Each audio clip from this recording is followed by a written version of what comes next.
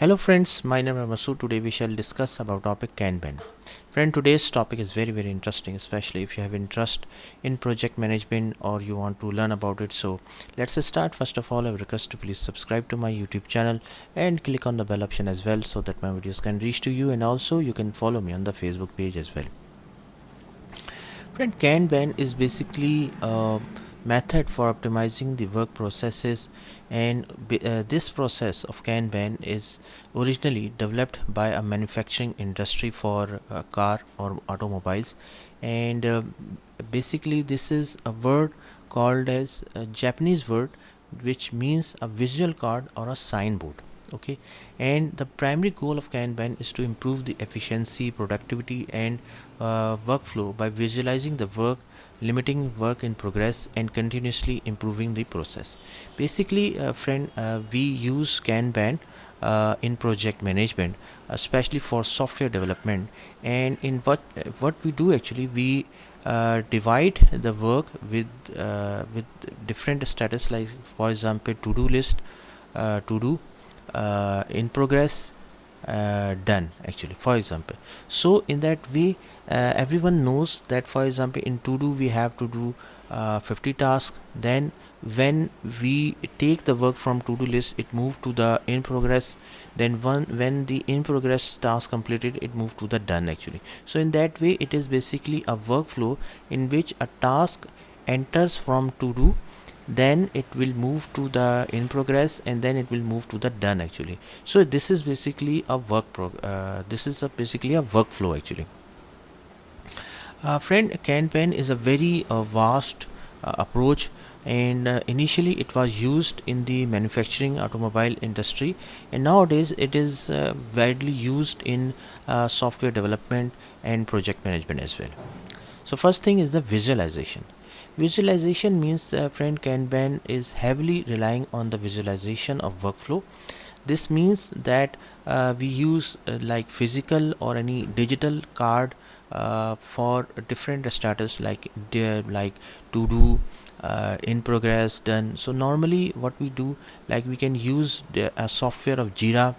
uh, in software development or project management, like on a whiteboard, we can mention the tasks which are in different stages, and the main purpose of that, the progress of a work should be depicted visually. Okay, so each work item is represented by a card that moves through the column as it progresses from one stage to the next stage.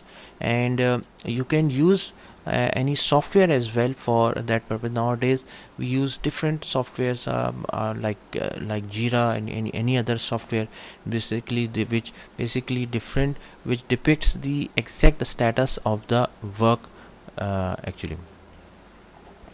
Then work in progress limits means that, friend, whatever the work which is going on, the fundamental principle of Kanban is that there should be a limit of on the work in progress. That means, for example, you have two resources.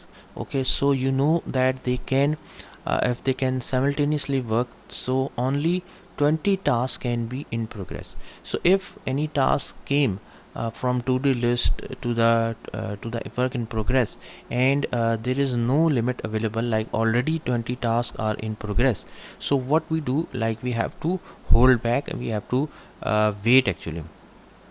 So main purpose of this limit on the work in progress is that there should be, the resources should not be overloaded, and it will improve the focus and ensure a smooth flow of work through the system actually.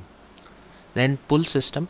Pull system means that Kanban operates on a pull system approach, where basically we pull the work. For example, there is a capacity available in the in progress, so the system will pull the work or task from the to-do list. Okay, so that means whenever there is a capacity, it will automatically pull the work or task from the to-do list. So it is totally in contrast to a push system, where work is pushed into the next stage regardless of its capacity or readiness. Again, it basically focus on the capacity and availability of resources, and pull system ensure that work is only started when resources are available and the team is ready to handle it. Then The continuous improvement, it means basically, friend, the teams regularly reflect on their processes, bottlenecks, incremental changes to enhance efficiency. Feedback loops are essential, and teams often hold regular meetings such as daily stand-up meeting, periodic retrospective to discuss improvement and address issues. Basically, continuous improvement means, friend, that whenever the task is completed, and it's so basically we do the session in which we discuss like what went wrong, what went well, and what are the things which can be improved properly. Then classes of service, that means work items in a Kanban system can be classified into different classes based on their priority, size, and other attributes. This helps team prioritize and manage different types of work effectively.